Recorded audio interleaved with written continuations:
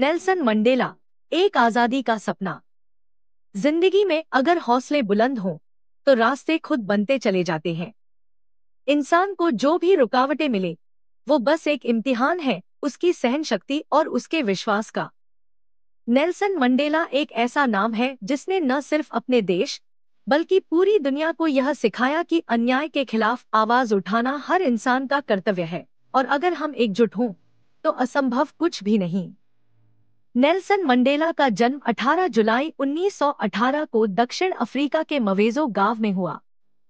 उनके परिवार का संबंध थेम्बू जनजाति से था और उनके पिता गेडला हेनरी म्फाकेनिस्वा थे, जो कि थेम्बू कबीले के मुखिया थे। मंडेला का असली नाम रोलिहलाहला था, जिसका अर्थ है पेड़ की शाखा तोड़ने वाला या मुसीबत खड़ी करने वाला। यह नाम उनके जीवन के संघर्षों और उनके विद्रोही स्वभाव को पूरी तरह परिभाषित करता है।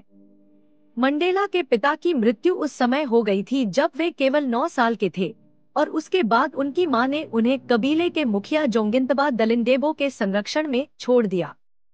जोंगिंतबा ने मंडेला की परवरिश एक शाही तरीके से की और उन्हें स्थानीय परंपराओं और रीति रिवाजों से अवगत कराया। कबीले के प्रमुख के घर में रहते हुए मंडेला ने देखा कि किस तरह से लोग अपने अधिकारों से वंचित थे। उनकी आंखों के सामने ही लोग अन्याय का शिकार होते थे। यहीं से उनके अंदर एक आग जलने लगी, एक ऐसी आग जिसने उन्हें भविष्य में दक्षिण अफ्रीका को स्वतंत्रता दिलाने वाला महान नेता बना दिया। नेल्सन मंडेला ने अपनी प्रारंभिक शिक्षा मिशनरी स्कूल से प्राप्त की, जहां उन्हें नेल्सन नाम दिया गया। यह नाम उनके शिक्षक द्वारा रखा गया था क्योंकि उस समय मिशनरी स्कूलों में अंग्रेजी नाम रखने का रिवाज था। यूनिवर्सिटी ऑफ फोर्ट हरे में कानून की पढ़ाई करते समय ही मंडेला के विचार और स्पष्ट होने लगे थे। वे समझ गए थे कि दक्षिण अफ्रीका में व्याप्त अन्याय और भेदभाव सिर्फ व्यक्तिगत मुद्दे नहीं है, बल्कि यह एक संरचनात्मक समस्या है। यहीं से उन्होंने अन्याय के खिलाफ लड़ने का निर्णय लिया। फोर्ट हरे में अध्ययन के दौरान मंडेला छात्र संघ के सदस्य बने, जहां उन्होंने अपने साथियों के अधिकारों की बात की और विश्वविद्यालय प्रशासन के खिलाफ विरोध किया। यह उनकी पहली राजनीतिक लड़ाई थी, लेकिन यह संघर्ष उनके जीवन की असली लड़ाई की बस शुरुआत थी। उनकी राजनीतिक चेतना और जागरूकता धीरे धीरे बढ़ती गई। इसके बाद मंडेला जोहान्सबर्ग आ गए, जहां उन्होंने अपनी कानूनी पढ़ाई जारी रखी और एक कानून फर्म में काम करना शुरू किया। 1943 में Mandela African national Congress (ANC) से जुड़े, जो उस समय दक्षिण अफ्रीका में रंगभेद और शोषण के खिलाफ लड़ाई लड़ रही थी। ANC का उद्देश्य देश के काले नागरिकों को उनके अधिकार दिलाना था। ANC में शामिल होने के बाद मंडेला ने महसूस किया कि केवल शांतिपूर्ण विरोध और कानून के दायरे में रहकर कुछ हासिल नहीं होगा। रंगभेद की नीति इतनी गहरी और व्यवस्थित थी कि इसे उखाड़ने के लिए अधिक ठोस और योजनाबद्ध आंदोलन की आवश्यकता थी। 1952 में मंडेला और उनके सहयोगियों ने डिफाइंस कैंपेन की शुरुआत की, जो एक शांतिपूर्ण विरोध अभियान था। इसमें लोगों से अपील की गई थी कि वे रंगभेद के नियमों का पालन न करें। इस आंदोलन ने पूरे दक्षिण अफ्रीका में जनता का ध्यान आकर्षित किया और मंडेला को एक प्रमुख नेता के रूप में उभारा। हालांकि यह आंदोलन शांतिपूर्ण था, लेकिन इसे सरकार ने बुरी तरह दबाने की कोशिश की। मंडेला और अन्य नेताओं को गिरफ्तार किया गया, उन पर मुकदमे चलाए गए और उन्हें कैद की सजा सुनाई गई। लेकिन इन सब के बावजूद मंडेला का हौसला नहीं टूटा। 1961 में जब सरकार के खिलाफ आंदोलन और तेज हो गया, मंडेला ने सशस्त्र संघर्ष का समर्थन किया। उन्होंने अंडरग्राउंड होकर उम्खोंतो वे सिज़वे (MK) नामक सशस्त्र समूह की स्थापना की। इस संगठन का उद्देश्य था रंगभेद सरकार को हिंसक तरीकों से चुनौती देना, ताकि दुनिया भर में इस मुद्दे पर ध्यान दिया जा सके। 1962 में मंडेला को देशद्रोह के आरोप में गिरफ्तार कर लिया गया। रिवोनिया ट्रायल के दौरान उन्हें और उनके साथियों को मौत की सजा सुनाई जाने की संभावना थी, लेकिन अदालत ने उन्हें उम्रकैद की सजा दी। रिवोनिया ट्रायल में मंडेला ने जो बयान दिया, वह इतिहास के पन्नों में सुनहरे अक्षरों में लिखा जाएगा। मैंने गोरे लोगों के प्रभुत्व के खिलाफ लड़ाई लड़ी और मैंने काले लोगों के प्रभुत्व के खिलाफ भी लड़ाई लड़ी। मैंने हमेशा एक लोकतांत्रिक और स्वतंत्र समाज के आदर्श का सपना देखा है, जहां सभी लोग एक समान अधिकारों के साथ शांतिपूर्ण जीवन व्यतीत कर सके। यह एक आदर्श है जिसके लिए मैं जीना चाहता हूं। लेकिन अगर आवश्यकता पड़ी तो यह एक ऐसा आदर्श है जिसके लिए मैं मरने को भी तैयार हूं।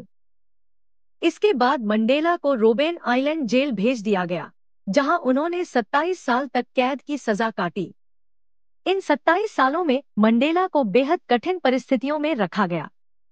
जेल में रहते हुए मंडेला ने शारीरिक कष्ट झेले, लेकिन उनके मनोबल और उनकी आंतरिक शक्ति को कोई नहीं तोड़ पाया।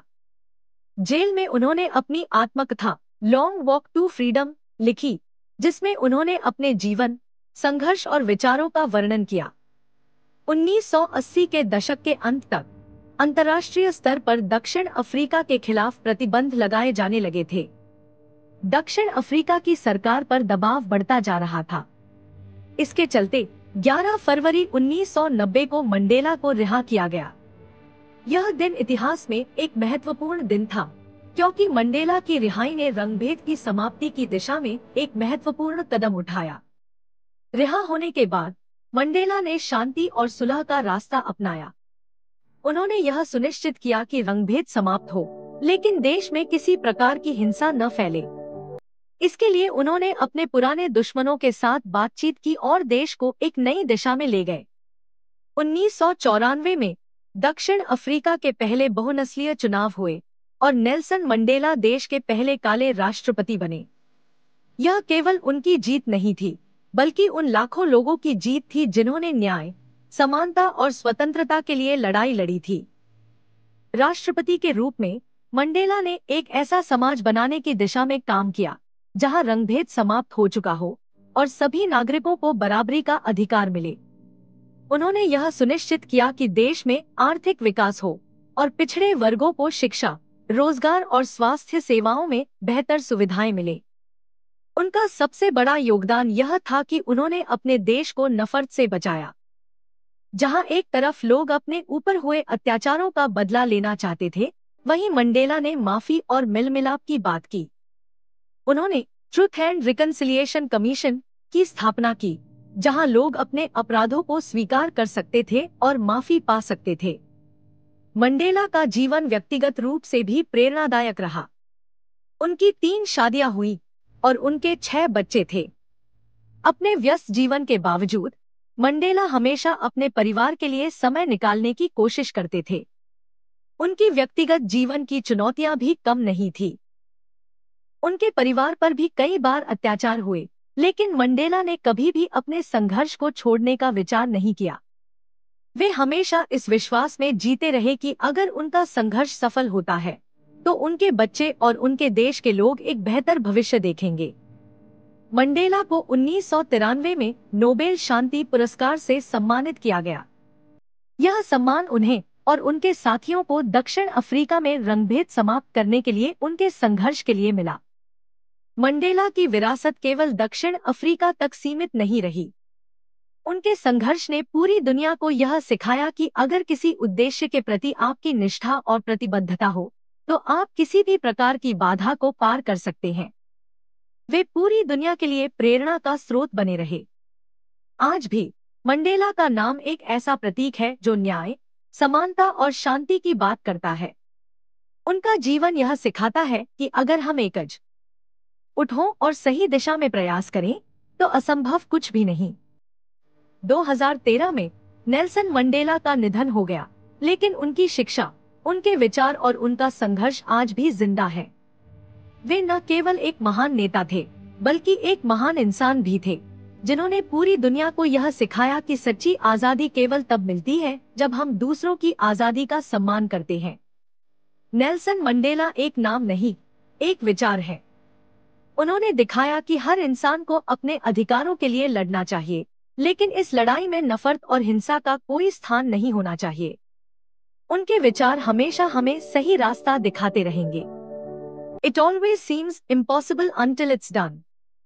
Nelson Mandela.